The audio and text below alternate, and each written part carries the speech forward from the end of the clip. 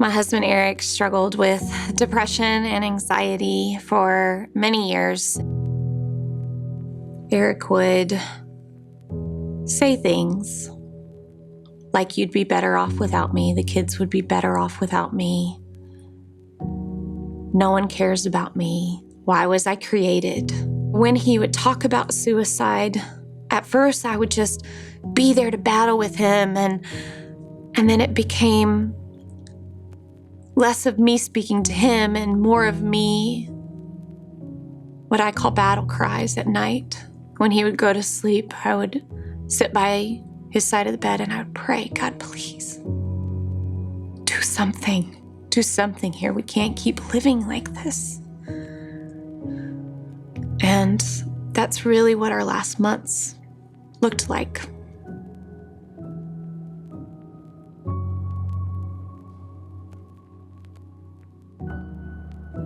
The last day that my husband was alive, he had been working, and when he came into the house, I could tell he was not okay.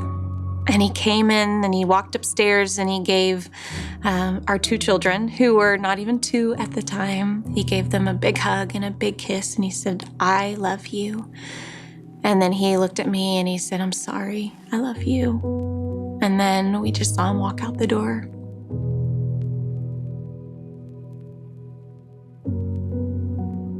I held all this pain and regret and guilt and shame inside of me. And I remember probably the first month of counseling, I just sat on that couch and I bawled my eyes out. Marriage becomes so much of your identity because you give so much of yourself to the person that you're married to. And not being married anymore was a process of grief in itself, of losing half of yourself. Because I committed my life to my husband. And we did a lot of life. We were married 8 years and we did a lot of life together.